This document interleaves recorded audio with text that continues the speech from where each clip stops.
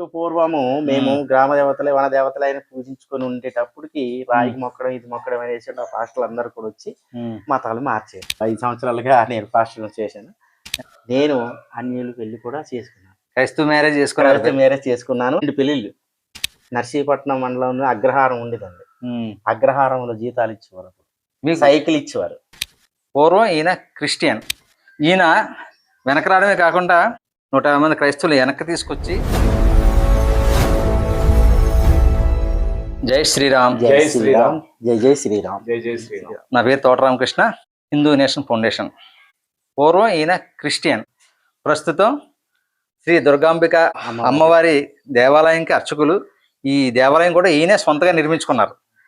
అంటే ఒక క్రిస్టియానిటీలో ఉండి అవన్నీ పక్కన పెట్టేసి ఇతను మన దుర్గమ్మ తల్లిని తెలుసుకొని దుర్గమ్మ తల్లి సేవ చేయాలా, ఈ సేవ ద్వారా చాలా మందికి మంచి చేయాలని చెప్పి ఒక బయటకు వచ్చేసి ఈయన మళ్ళీ హిందువుగా మారి ఈయన పూజారిగా అవి అమ్మవారి దేవాలయం నిర్మించి ఇక్కడ క్రతువులు నిర్వహిస్తున్నారు.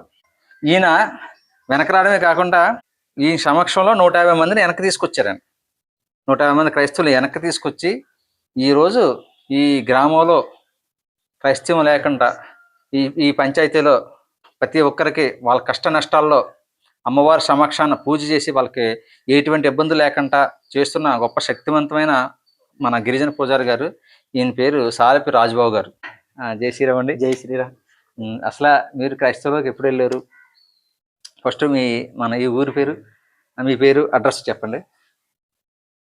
అంటే ముందుగా విశాఖ జిల్లా కొయ్యూరు మండలం రేవల గ్రామం నుంచి మా తల్లిదండ్రులు సనాతన నుంచి ముందు హిందువులుగా ఉండేవారు. ఆనాడు క్రైస్తవం అనేది మారుమూల ప్రాంతంలోని ఎక్కడో సిటీలో రాష్ట్రాల్లో ఉండేది తప్ప ఏజెన్సీ ప్రాంతాల్లో అంత ఉండేది కాదు. అప్పుడు ఆ తరం నుంచి మేము మొట్టమొదటిగా అమ్మవారిని పిలుచుకుని తర్వాత తాడేపల్లిగూడెం నుంచి వచ్చేటువంటి పాస్టర్లు ఈ వ్యవస్థను పెట్టుకొని వాళ్ళు బతుకు తెరువు కోసం అయితేనేమి ప్రతి ఒక్కరి ఏదైతేనేమి ఇలా గ్రామాల్లో వచ్చి ఈ యొక్క దైవారాధనని మార్పించి వాళ్ళు క్రైస్తవత్వంలోనికి మార్చేటువంటి ఆ రోజులు సుమారు 8 సంవత్సరాలు. అలాగా ఒక మినిమం అయితే మాది ఒక 25 సంవత్సరాలు. ఈ 25 సంవత్సరాల్లో అప్పటి నుంచి కూడా అప్పుడు లోదరన్ స్కూళ్ళు కానీ అవి ఉండి అక్కడక్కడ, అంతేగాని చర్చిలు కూడా ఉండేవి కావు. అదే స్కూల్ పేరుతో మతం మార్చేవారు. స్కూల్ పేరుతో మతాలు మార్చేవాళ్ళు. అది సేవకని చెప్తారు. అప్పుడు పుట్టు పూర్వము మేము గ్రామ దేవతలే వన దేవతలైన పూజించుకొని ఉండేటప్పటికి రాయికి మొక్కడం ఇది మొక్కడం అనేసి ఆ పాస్టర్లు అందరూ కూడా వచ్చి మతాలు మార్చి అలాగా నేను ఒక 5 సంవత్సరాలుగా నేను పాస్టర్ చేశాను. నేను పాస్టర్ గా కూడా చేశాను. అనుకున్నాను కానీ పాస్టర్ గా చేశాను. తర్వాత అప్పుడు మాకు అగ్రహారం అనేది అప్పుడు విశాఖ జిల్లా నర్సీపట్నం మండలంలో అగ్రహారం ఉండేదండి. అగ్రహారంలో జీతాలు ఇచ్చేవారు. మీకు సైకిల్ ఇచ్చేవారు. ఎంత ఇచ్చేవారు? సైకిల్ ఇచ్చేవారు. 500 నుంచి చేసామండి. 500 నుంచి మేము చేసి తర్వాత మా తల్లిదండ్రులు కూడా ముందు దైవారాధనలు అమ్మవారి భక్తులుగా ఉండి తర్వాత వాళ్ళందరూ మార్చిన తర్వాత ఇప్పటికీ నా కుటుంబం క్రిస్టియన్స్ లోనే ఉంది. మీ తల్లిదండ్రులే? మా తల్లిదండ్రులు అందరూ కూడా ఇప్పుడు క్రిస్టియన్స్ లోనే ఉన్నారు. కానీ అమ్మవారు మాత్రం ఏనాడు కూడా ఒప్పుకోలేదు. మా పుట్టుపూర్వ నుంచి అనాథ నుంచి వచ్చిన మేము తెలిసి అప్పుడు అలాగ ఉండగా చదువుకుంటప్పుడు కూడా ఉండండి. ఒక పాస్టర్ మేము 5 సంవత్సరాలు గడిచిన తర్వాత 10 సంవత్సరాలు గడిచిన తర్వాత మాకు ఎంతోమంది పాస్టర్లు మారారు, పాస్టర్లు చేశారు. నేను చదువు పూర్తి చేసుకొని 10వ తరగతి పూర్తి చేసుకొని నేను పెళ్ళంటూ వయసు వచ్చింది. అప్పుడు కూడా ఇటు ఆనాడు ధర్మానికి ఈనాడు మనుషులను పెట్టి కూడా బోధన చేసేటువంటి కళ్యాణానికి కూడా వస్తే మా తల్లిదండ్రుల మాట కుట్టలేక నేను అన్యులు పెళ్లి కూడా చేసుకున్నాను. క్రైస్తవ మ్యారేజ్ చేసుకున్నాను. తర్వాత హిందూ మ్యారేజ్. నేను 2 పెళ్లిళ్ళు, ఒకే భార్యని 2 పెళ్లిళ్ళు నేను చేసుకున్నాను. చేసుకున్న తర్వాత అప్పుడు కూడా కొంతమంది పాస్టర్లు వచ్చి ప్రార్థన చేసేవారు, అన్ని చేసేవారు. నా కళ్యాణం కూడా అదే చేశారు. క్రైస్తవ మ్యారేజ్ చేశారు. తర్వాత వచ్చిన తర్వాత ఈ వ్యవస్థ నేను గొప్ప అంటే నేను గొప్ప అని ఈ యొక్క బైబిల్ బోధనలోని తర్వాత పక్కనే కాకరపాడు అనే గ్రామం ఉంది. ఆ గ్రామం నుంచి ఒక గంగరాజు అనే పాస్టర్ గారు వచ్చిన తర్వాత నేను అప్పుడు 10th క్లాస్ చదువుకున్నాను. చదువుకున్న తర్వాత బైబిల్ చదవమన్నారు. ఆ లోక 12 వచనంలో చూసినట్టయితే అక్కడ చిన్న మిస్టేక్ వచ్చింది. తొందరగా నేను చెప్పలేకపోయాను. చెప్పకపోతే నీవు నీకన్నా మేలు చదువుకోవడం మేలు, సాగలోడు మేలు అన్నా. ఎవరు? పాస్టర్ గారు. పాస్టర్ గారు అనేటప్పటికి అప్పుడు నాకు బాధ అనిపించేసి వెంటనే బైబిల్ నేలను కొట్టి అప్పుడు నేను చర్చికి కానీ బోధనకు కానీ వెళ్ళేవాడిని కాను. సైకిల్ కూడా చెప్పేసి మొత్తం ఒకటే అంటే నేను సతా సేవలో అప్పుడు ఎవరు బాధ అవుతే ఎవరు కష్టం అవుతే అప్పటికి బాలులకు హాస్పిటల్ తీసుకున్నది అన్నీ కూడా చేసి సర్టిఫికెట్లు అన్ని తీసుకునేందుకు చేసేవాడిని. అప్పుడు చేసి ఇంకా అలాగుండి ఇంకా అలాగా అప్పుడు మొట్టమొదటిగా రేవల్కి అయ్యంకుల పార్వతీరాణి గారు మొట్టమొదటిగా దుర్గమ్మ మాల తెచ్చారండి. అప్పుడు మాలధారణ కూడా లేదండి ఇక్కడ ఈ ఏరియాలో. విజయవాడ నుంచి వచ్చి మాలధారణ కూడా ఎవరు చేయరు. మొట్టమొదటిగా రేవళ్ళు అయ్యంకుల పార్వతి గారని ఉదయం కలుసుకుని అక్కడ గుళ్ళు గోపురాలు ఏవి లేవండి రేవల్లో. అప్పుడు మొట్టమొదటిగా మాలాధారణ అనేది తెచ్చారండి ఇక్కడికి. తెచ్చిన తర్వాత అప్పుడు రాను అమ్మవారు ఉంటే చూస్తే ఎక్కడో ఉండే దుర్గమ్మ గుడి ఎంతో ప్రతిష్ట. తెల్లవారుజాము అర్ధరాత్రి వాళ్ళ చిమలాడివారండి అప్పుడు. ఇప్పుడైతే అంతే పూనకాలే. ఆ సమయం నుంచి అలాగే అమ్మవారు ఉంటే చేసుకున్నాం.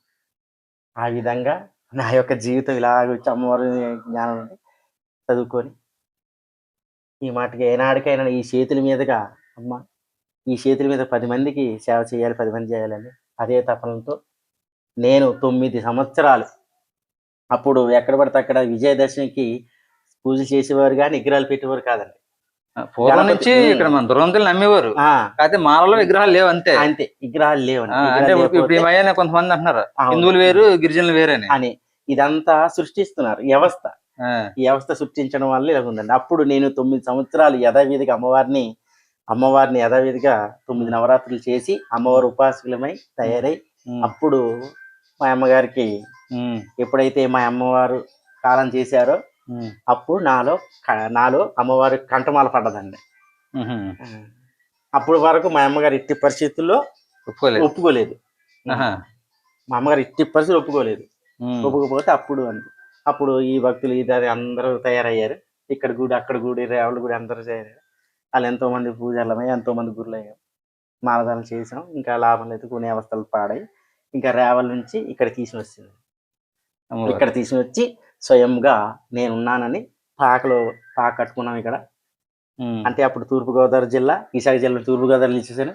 ఇక్కడ ఒక పాకలు నిర్మించి అప్పుడు మొట్టమొదటిగా విగ్రహ రూపంతోనే పాకలో ఓ పక్క నాయమ్మ ఓ పక్క మేము ఉండేవాళ్ళు ఇక్కడ పాకలు. అప్పుడు నుంచి ఇలా ప్రబలి ప్రతి ఒక్కరు కూడా చేసి అప్పుడు విజయవాడ ప్రకాశం బ్యారేజ్ కదండి, ఆ ప్రకాశం బ్యారేజ్ పక్కన చిన్నజీఆర్ స్వామి ఆశ్రమం పక్కన అక్కడ వేదాలు అమ్మవారు నేర్పించి కాశీ 2 సార్లు, రామేశ్వరం 1 సారి, తర్వాత ప్రతి పౌర్ణానికి అంతర్వేది అక్కడికి వెళ్ళి ప్రతి ఒక్కరు కూడా అక్కడ ప్రసాద్ గారనే రాజులు సింహాసనంలో ఉంటారు ఆయన, ఆ ఆధీనంలో హోమాలు, తర్వాత వేదాలు అక్కడ చిన్నజీఆర్ స్వామి ఆశ్రమం ఇవన్నీ కూడా చెప్పించి ఈరోజు ఈ దేశం 4 మూలల అంటే ఈ యొక్క రాష్ట్రం 4 మూల నుంచి వచ్చిన భక్తులందరికీ కూడా వేదపారాయణం, తర్వాత విగ్రహ ప్రతిష్టలు, హోమాలు, కళ్యాణం ప్రతి ఒక్కటి కూడా అమ్మవారు మనకి ఇచ్చిందండి. అప్పుడు ఈ విధంగా చుట్టుపక్కల ప్రాంతాల్లో మనం ఇక్కడ కూర్చుంటే చాలు ప్రతి ఒక్కరు కూడా వచ్చి ఆ వాక్కు శ్రీచక్రం అన్ని కూడా ఆమె తెప్పించుకుంది. నా పెద్దాపురం నుంచి కూడా ఇక్కడికి చూపించుకోవడానికి వచ్చాను. నేను ఆశ్చర్యపోయాను. పెద్దాపురం నుంచి ప్రతి ఒక్కరు కూడా కుల మత వర్గాలు భేదం ముస్లిం తర్వాత ఎక్కువగా క్రిస్టియన్స్ వస్తారు ఇక్కడికి. ఇప్పుడు కూడా ప్రతి ఒక్కరు కూడా క్రిస్టియన్సే వస్తారు. ఎక్కువగా కష్టం ఎవరిదైనా కష్టమే ఎక్కువ క్రిస్టియన్సే వస్తారు. కాకపోతే అక్కడ తగ్గట్లేదు, ఇక్కడ తగ్గుతుంది అని ప్రతి ఒక్కరు కూడా క్రిస్టియన్స్. మా యొక్క రాజమండ్రంలో ఈ కిండ్ర కావచ్చు, లబ్బర్తి కావచ్చు, లాగరి కావచ్చు, ఈ చుట్టూ నర్సీపట్నం కావచ్చు, రాజమండ్రి కావచ్చు, తర్వాత రాజోలు, భీమవరం, తర్వాత తణుకు, విజయనగరం అక్కడ నుంచి కూడా ప్రతి ఒక్కరు కూడా వచ్చి ఇక్కడ సత్యం ఉంది, తల్లి ఉందని ఆ తల్లి నిరూపించుకొని మీ ద్వారా అలా ఉంది కాబట్టి ఇక్కడ ఇంత గుడి నిర్మాణం జరిగింది, వ్యవస్థ జరుగుతుంది. అవును, ఎంతో మంది కష్టాలు మీరు చెప్తున్నారు కదా, ఎక్కువ క్రైస్తవులకే మీరు పూజలు చేసి వాళ్ళకి ఇబ్బందులు తగ్గిస్తున్నారు. అవును, ప్రతి ఒక్కరు ఎక్కువ గుర్తుపెట్టుకోండి. పాస్టర్లు వాళ్ళు బతకడం కోసం మీకు మాయ మాటలు చెప్తారు, వీళ్ళు వాళ్ళ బతుకు కోసం పూజలు చేసి వాళ్ళకి డబ్బులు డిమాండ్ చేయరు. మళ్ళీ ఎవరు కూడా ఎవరు తోచింది వాళ్ళకే. 10 రూపాయలు ఇచ్చినా మనిషి బాగా చేస్తున్నాం, 20 రూపాయలు ఇచ్చినా బాగా. ఏనాడు కూడా వాళ్ళ రుణాలు మేము ఏనాడు అడగలేదు. కానీ ఈ రోజు పాటు కనీసం వాళ్ళు మొక్కినా మొక్కపోయినా పశువులు తెచ్చినా వీళ్ళ దగ్గర రాకపోయినా అక్కడ నుంచి డబ్బులు ఇచ్చి కంపల్సరీ కూర్చోబెట్టి ఆ యొక్క బాధల్ని మేము ఇక్కడ సాల్వ్ చేస్తున్నాం. ఇది అందులో చాలా మంది వెనకొచ్చిన వాళ్ళు ఉన్నారండి, చాలా మంది ఉన్నారు. ఈ రోజు కూడా ప్రతి ఒక్కరు కూడా అక్కడ నుంచి వచ్చేసి ప్రతి ఒక్కరు వచ్చి ఇక్కడ ప్రతి పౌర్ణానికి వచ్చి అమ్మవారి కుంకుమ పూజ, అమ్మవారికి స్వామివారికి అభిషేకాలు కూడా చేసి వారి యొక్క పనులు వాళ్ళు చేసుకుంటున్నారు. తాయెత్తులు కూడా కట్టుకుంటున్నారు ఇప్పుడైతే. ముందైతే నమ్మేవారు కాదు, మాకు పాస్టర్ గారు తీసేయమంటారు అంటే వాళ్ళు ఆ భయం లేకుండా ఇక్కడ నుంచి తాయెత్తులు కూడా కట్టుకొని వెళ్తున్నారు. చూడండి క్రైస్తవులారా, ఈ యొక్క పొద్దుట మీ కష్టంతో బతికేవాడు మీ కష్టాలు తీర్చడు పాస్టర్ అనేవాడు.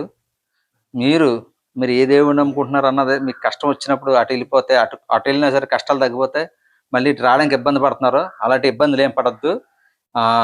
అటు వెళ్ళిపోయినా ఇటు వచ్చినా మేము మన దేవతలు అయితే మీ మీద కోపం పెట్టుకోరు. స్వధర్మంలోకి రండి, మీ కష్టాలు తీర్చుకోండి, మళ్ళీ సుఖంగా బతకండి. మీరు మళ్ళీ తిరిగి హిందూగా మారితే యెహోవా చంపేస్తారని చెప్పి కొంతమంది పాస్టర్లు చెప్తున్నారు. అదంతా అబద్ధం. ఎందుకంటే పాస్టర్గా సైకిల్ వేసుకుని ఈదికి ఊరూరికి తిరిగే ఈయన వెనక్కి వచ్చి ఈరోజు 10 మందికి మంచి చేస్తున్నాడంటే మీరేదో కష్టంతో వెళ్ళి ఉంటారో, మీరేదో స్వార్థంతో కాకుండా కష్టంతో వెళ్ళి ఉంటారో. మిమ్మల్ని అసలు దేవుడు అనేవాడు శిక్షించడు, కాకపోతే భయపెడతారు అంతే, తప్పు చేయకుండా. అంతే తప్పించి మీరు తిరిగి వెనక్కి రండి, మళ్ళీ మీ స్వధర్మంలో ఏ ఇబ్బందులు లేకుండా బతకండి. ఇదండి మన రాజబాబు గారు ప్రస్థానం. ఇంకా చాలా ఉంది కానీ చెప్పలేదు, వీడియో ఎక్కువ నేను క్వశ్చన్స్ కూడా అడగలేదు. నేను చాలా రోజుల నుంచి చూస్తున్నాను, నేను చాలా సంవత్సరాలు కూడా బయట రాకూడదు అనుకున్నాం. ఇంకా తెలుసుకునే సమయం వస్తే ఎలాగైనా బయటకు వస్తుందని అది ఈయన చెప్పడానికి ఇప్పటిదాకా వద్దు అంటారు. ఎందుకంటే ఈయన దగ్గరికి వచ్చి చేయించుకునేది క్రైస్తవులే. ఈయన దగ్గరికి వెళ్ళకుండా కొంతమంది ఆప్ చేస్తారు, వాళ్ళని కాపాడడానికి అవ్వదు. ఈయన ఉద్దేశం ఏంటంటే మనకు ప్రచారం కాదు, 10 మందిని రక్షించాలా. ఆ రక్షణలో రావాలంటే మన హిందూ సంస్థల ద్వారా ప్రచారం చేస్తే కొద్దిగా వాళ్ళు ఇబ్బంది పెట్టి రారేమో అనుకని చెప్పి సాగారు. కానీ చెప్తే అనేక మందికి తెలుస్తుంది కదా అని ఈరోజు నేను ఒప్పించడం జరిగింది. మంచిని చెప్పాలా, చెడుని దాయాలా. అందుగురించి ఈయన చేసేది మంచి కాబట్టి అది 10 మందికి తెలియాలని చెప్పి ఈ వీడియో తీస్తున్నాం. ఇది ప్రస్తుతం పోలవరం జిల్లా రాజబొమ్మింగి మండలం కిరాబా అనే గ్రామం అండి. ఇది ఏజెన్సీ గ్రామం. ఇక్కడ ఈయన సమక్షంలో ఈ ఊర్లో ప్రతి హిందూ కార్యక్రమం ఈయన సమక్షంలో జరుగుతాయి. ఈ చుట్టుపక్కలకి అన్నట్లకి ఈయన పెద్దగా వ్యవహరిస్తారు ఈ ధార్మిక విషయాల్లో. ఇలాగ ప్రతి ఒక్కరు కూడా మీరు తెలుసో తెలియక మతం మారుంటారు, ఇలాంటి వారిని స్ఫూర్తిగా తీసుకుని హిందూ ధర్మంలో ఉండి ఎంతమందికి మంచి చేయొచ్చో ఇలాంటి వారిని చూసి నేర్చుకుంటారని చెప్పి ఈ వీడియో చేస్తున్నాం. అందరూ బాగుండాలి. సర్వే జన సుఖినో భవంతు. జై శ్రీరామ్. మీ తోట రామకృష్ణ.